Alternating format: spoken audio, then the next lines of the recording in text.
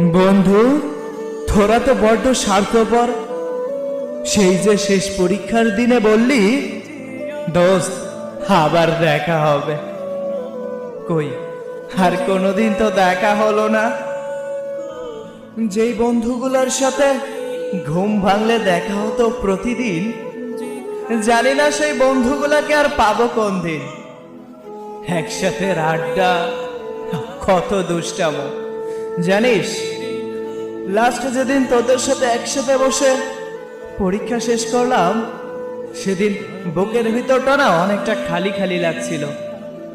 কখনো এইটা বুঝতে পারিনি তোদের সাথে দেখা করতেও একটা সময় অনেক প্ল্যান করে, অনেক পরিকল্পনা করে তারপর দেখা করতে হবে। দোস্ত, বাজারে আসবি কখন? এই কথাটা আজকে সেইখানে গিয়ে সীমাবদ্ধ হয়েছে। দোস্ত, বাসায় আসবি কবে? ইনশাল্লাহ একদিন দেখা হবে। কোনো অতীত ছিল না, কোনো ভবিষ্যৎও ছিল না। তোরা ছিলি কলিজায়। যখন কষ্টের মধ্যে তোদের পাইতাম, তখন আর হাজার কষ্টগুলার কষ্ট মনে হইতো না। জীবনে আমার পাওয়া সর্বশ্রেষ্ঠ উপহারের কথা যদি আমার বলতে হয়, তাহলে আমি তোদের কথাই বলবো। জানি না আজকে কোথায় আছিস। সোশ্যাল মিডিয়ায় হুট করেই কোনো বন্ধুকে দেখে একাকী নিলিবিলি ভাবি একটা সময় এই বন্ধুর গায়ে পা তুলে ঘুমাইতাম। আজ সময়ের ব্যবধানে আজকে কত দূরে। কিন্তু কি জানিস, হুট করে যদি একদিন দেখা হয়, কেমন যেন তোকে শ্রদ্ধা করতে মনে হয়। এই বন্ধু তো সেই বন্ধু ছিলি না।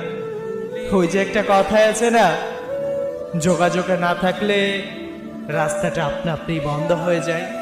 যে রাস্তায় মানুষ চলাচল করে না, ওই রাস্তায় ঘাসের পরিমাণ এত পরিমাণ হয়ে যায় যে ওই রাস্তাটাই চলাচলের অযোগ্য হয়ে পড়ে। তো তোদের সাথে যখন হুট করে দেখা হয়, মনে হয় তোরা অনেক বড় হয়ে গেছিস, কত বড় হয়ে গেছিস। আর একটা সময় বন্ধুর গায়ে পা তুলে ঘুমাইতাম। কখনো রাতে, মধ্যরাতে জীবন নিয়ে ভেবেছো? এই কথাগুলো বুঝবে শুধু যারা কর্মজীবনে আছে। এই কথাগুলো বুঝবে যারা কলেজ জীবন শেষ করেছে। এই কথাগুলো শুনে যদি বুকের ভিতর হাহাকার লাগে, আমি বলবো আপনার স্কুল জীবনের শ্রেষ্ঠ লাইফ ছিল আপনার। আপনার বন্ধু ছিল অপরিসীম। বন্ধু, তুই জানিস তোরও একটা বেস্ট ফ্রেন্ড ছিল। পৃথিবীতে প্রতিটা মানুষেরই একটা প্রিয় মানুষ থাকে। সেই মানুষটা থেকে কষ্ট পেয়েও প্রথম কান্নাটা এই বুকে মাথা রেখেই করা লাগে। দোস্ত, তোর আবার প্রেম হবে, ভুলে যাবি তুই সকল যন্ত্রণা। আর যদি হুট করে কখনো জন্মদিন হয়ে যেত না, বাজারের ডিমগুলো আমার মাথায় এসেই পড়তো। কত দুষ্টামো, কত কিছু। তোর মনে আছে, আমরাও কিন্তু প্লেন উড়াইতাম, যদিও সেটা কাগজের ছিল। তোর মনে আছে, আমরাও ব্যবসা করতাম। আমাদের টাকা ছিল কাঁঠালের পাতা। তখন আমরাও দোকান দিয়েছিলাম, কত রান্না করেছিলাম। সেই দিনগুলা এখন যদি মনে পড়ে, মধ্যরাতে বুকের ভিতর কেমন জানি হু হু করে ওঠে। জানি না তোদের সাথে আর সেই মুহূর্তগুলো কাটাইতে পারবো কিনা। কিন্তু কি জানিস, এই জীবনে কত মানুষের সাথে কথা হবে, কত মানুষের সাথে যোগাযোগ হবে, থাকবে না রে। বুকে হাত দিয়ে বলতে পারবে 5 বছর আগে কথা হতো, সেই মানুষটার সাথে এখনো কথা হয়? পারবে না, কখনোই পারবে না।